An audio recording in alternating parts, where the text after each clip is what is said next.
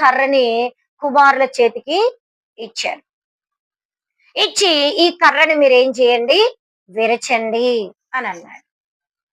అన్న వెంటనే కుమారులు ఏం చేశారు, ఓ ఇంతేనా, ఎలాగో నువ్వు చనిపోబోతున్నావు కదా, నువ్వు ఇంతేనా అని చెప్పి సరే అని చెప్పి ఏం చేశారంటే ఆ యొక్క కర్రను తీసుకొని ఒక్కొక్కరు ఏం చేశారు, పటాపటా ఇంచి పడేసేసినారు, చించేసినారు.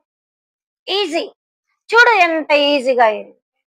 సరే అని చెప్పి అవి పడేయమని చెప్పి మరలా కుమారులారా అని చెప్పి 3 కర్రలు కొన్ని కలిపి కట్టెలు కట్టెలుగా కట్టుకున్న కర్రలు చేతికిచ్చి ఇప్పుడు ఇవి ఇరవండి అని అన్నాడు. ఒక్కొక్కరు ఇరవడానికి ట్రై చేస్తున్నారు కానీ ఎవరు ఇరవలేకపోతా ఉన్నారు. అప్పుడు ఈ తండ్రి చెప్పాడు, చూసారా నా కుమారులారా, ఒక్కో కర్రగా ఉన్నప్పుడు మీరు ఎంత ఈజీగా దాన్ని చించి పడేసినారో, అదే 10 కర్రలు లేదా కొన్ని కర్రలు ఐక్యతగా మీ దగ్గరకు వచ్చినప్పుడు, కలిసి కట్టెలుగా వచ్చినప్పుడు వాటిని మీరేం చేయలేకపోయారు, విరవలేకపోయారు. ఇదే నాయనా ఐక్యత అంటే. మీరు ఇలా కలిసి ఉండి ఒక చోట కట్టబడి ఉంటే మిమ్మల్ని ఎవ్వరు కూడా విరవలేరు, మీకు హాని చేయలేరు.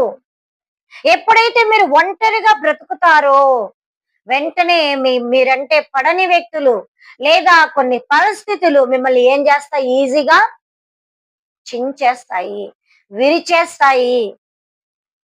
కాబట్టి నా కుమారులారా, ఇక నుండైనా మీరు ప్రేమ కలిగి ఉండండి అన్నప్పుడు అప్పుడు ఆ కుమారులు వారు చేసిన తప్పును తెలుసుకొని, తండ్రి నీకు మాట ఇస్తున్నాం, మేము మరణించేంత వరకు కూడా మా సహోదరులం మేము ఎప్పుడు కూడా విడివిడిగా ఉండము, ఐక్యతతో బ్రతుకుతాము, ప్రేమగా బ్రతుకుతాము, సమాధానంగా బ్రతుకుతామని చెప్పి తండ్రికి మాట ఇచ్చారు.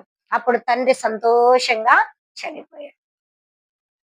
ఇక్కడ దేవుని యొక్క వాక్యం చెప్తుంది, సహోదరులు ఐక్యత కలిగి ఉండుట ఎంత మేలు, ఎంత మనోహరము.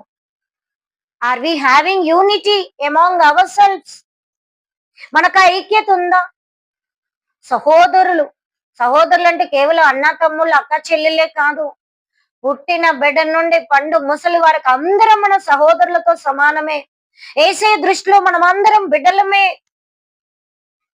ఆఫీసులో మనం చేస్తున్న పనిలో, ఆఫీసులో మనకు ఐక్యత ఉందా? మనం ఎక్కడ పని చేస్తున్నామో అక్కడ మనకు ఐక్యత ఉందా?